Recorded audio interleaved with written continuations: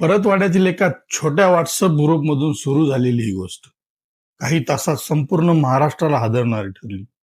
नेमकं काय घडलं होतं त्या व्हिडिओच्या मागे आणि किती मोठं आहे हे रॅकेट? नमस्कार, मी भागवत सुधाकर पांचाळ आणि तुम्ही पाहत आहात भागवत पांचाळ टॉक्स.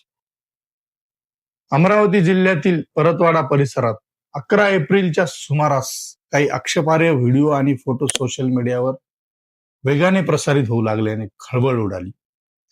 सुरुवातीला हे व्हिडिओ स्थानिक व्हॉट्सअप ग्रुप्स पुरते मर्यादित होते, परंतु अल्पावधीतच ते टेलिग्राम आणि इंस्टाग्राम मधल्या उपलब्ध झाल्याने या घटनेला सार्वजनिक स्वरूप प्राप्त झाले.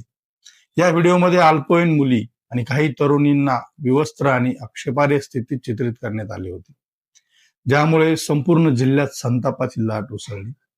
13 एप्रिल रोजी या प्रकरणाला अधिकृत वळण मिळाले, जेव्हा भाजप आमदार प्रवीण तायडे आणि राज्यसभा खासदार डॉक्टर अनिल बोंडे यांनी अमरावती ग्रामीण पोलीस अधीक्षक विशाल आनंद यांची भेट घेऊन या संदर्भात लेखी तक्रार दाखल केली. या तक्रारीसोबतच डॉक्टर बोंडे यांनी पुराव्यादाखल एक पेनड्राईव्ह पोलिसांकडे सोपवला, ज्यामध्ये संकलित करण्यात आलेले आक्षेपार्ह व्हिडिओ आणि फोटो असल्याचे सांगण्यात आले. या राजकीय हस्तक्षेपानंतर पोलिसांनी त्वरित हालचाली करत भारतीय न्याय संहिता, पोक्सो कायदा आणि माहिती तंत्रज्ञान IT अंतर्गत गुन्हा दाखल केला. या गुन्ह्यात आतापर्यंत 2 तरुणांना अटक करण्यात आली आहे, ज्यांचे वय 19 ते 20 वर्षाच्या दरम्यान आहे. यातील मुख्य आरोपी अयान अहमद तन्वीर अहमद हा परतवाडा येथील गटलमपुरा परिसरातील रहिवासी असून तो एका स्थानिक महाविद्यालयात प्रथम वर्षाचे शिक्षण घेत आहे.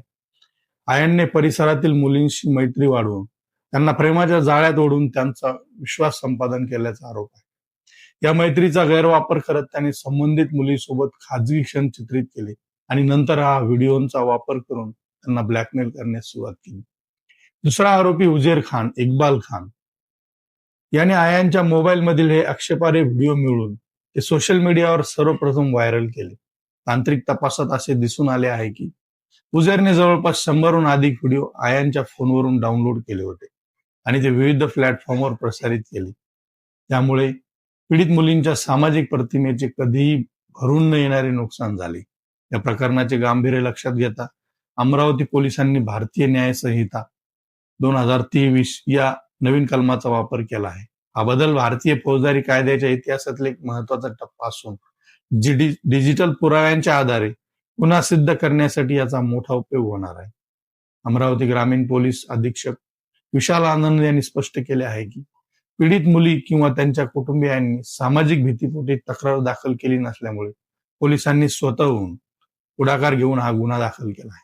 ही कृती प्रशासनाची संवेदनशीलता आणि गुन्हेगारांना जरब बसवण्याची इच्छाशक्ती दर्शवते. आरोपी अयान अहमद याच्या मोबाईलमधून पोलिसांनी 18 व्हिडिओ आणि 39 आक्षेपार्ह फोटो जप्त केले आहेत. न्यायवैद्यक प्रयोगशाळेच्या माध्यमातून या फोनमधील डिलीट केलेला डेटा पुनर्प्राप्त करण्याचे प्रयत्न सुरू आहेत. त्यामुळे पीडितांची संख्या वाढण्याची शक्यता नाकारता येत नाही. या घटनेचे स्वरूप केवळ गुन्हेगारी स्वरूपाचे न राहता त्याला राजकीय वळणही मिळाले आहे. खासदार डॉक्टर अनिल बोंडे यांनी असा दावा केला आहे की हे प्रकरण एका मोठ्या रॅकेटचा भाग असू शकते. त्यांच्या दाव्यानुसार 180हून अधिक मुलींचे शोषण झाले असून 350 पेक्षा जास्त व्हिडिओ व्हायरल झाले आहेत. त्यांनी यामागे लव्ह जिहादची शक्यता व्यक्त करत अमरावती जिल्ह्यातील उर्दू भाषेतील व्हॉट्सअप आणि स्नॅपचॅट ग्रुपची तपासणी करण्याची मागणी केली आहे. राज्याचे महसूल मंत्री आणि अमरावतीचे पालकमंत्री चंद्रशेखर बावनकुळे यांनी या घटनेची दखल घेत पोलीस महासंचालकाशी चर्चा केली आहे. मुख्यमंत्री देवेंद्र फडणवीस यांनी देखील या प्रकरणात कठोर कारवाईचे निर्देश दिले असून तपासात कोणतीही कसर सोडू नये असे आदेश स्थानिक प्रशासनाला दिले आहेत. अशा प्रकरणामध्ये पीडित मुलींची ओळख उघड होणे हे त्यांच्या भविष्यासाठी घातक ठरू शकते. त्यामुळे पोलीस प्रशासनाने पीडितांची ओळख गुप्त ठेवण्यासाठी विशेष काळजी घेतली आहे. पोलीस अधीक्षक विशाल आनंद यांनी पीडित कुटुंबांना आवाहन केले आहे की त्यांनी न घाबरता समोर यावे. अमरावती जिल्ह्याचा अलीकडचा इतिहास पाहता उमेश कोले यांच्या हत्येनंतर जिल्ह्याची सुरक्षा आणि जातीय सलोखा नेहमीच चर्चेत राहिला आहे. कोल्हे प्रकरणातील ज्या प्रकारे सोशल मीडियाचा वापर करून चिथावणी दिली गेली त्यानंतर संघटनात्मक स्तरावर कट रचला गेला. त्याचे पडसाद अद्यापही येथील जनमानसात उमटतात. परतवाडा व्हायरल व्हिडिओ प्रकरणातही आरोपींची धार्मिक ओळख आणि पीडितांची सामाजिक पार्श्वभूमी यामुळे समाजात तेढ निर्माण होण्याची भीती व्यक्त केली जात आहे. मात्र पोलिसांनी सुओ मोटो कारवाई करून आणि राजकीय नेतृत्वाने संयमी भूमिका मांडल्याने परिस्थिती नियंत्रणात राहिली. या प्रकरणाने हे सिद्ध केले आहे की डिजिटल युगात अफवा आणि आक्षेपार्ह मजकूर हे जातीय दंगलीचे कारण बनू शकतात. म्हणूनच सायबर पेट्रोलिंग ही काळाची गरज बनली आहे. प्रश्न फक्त एवढाच आहे, आपण डिजिटल जगात किती सुरक्षित आहोत आणि आपल्या आसपास असं काही घडत असेल तर आपण ओळखू शकतो का? जर तुम्हाला व्हिडिओ आवडला असेल तर व्हिडिओला लाईक करा, शेअर करा आणि आमच्या चॅनलला सबस्क्राईब करायला विसरू नका.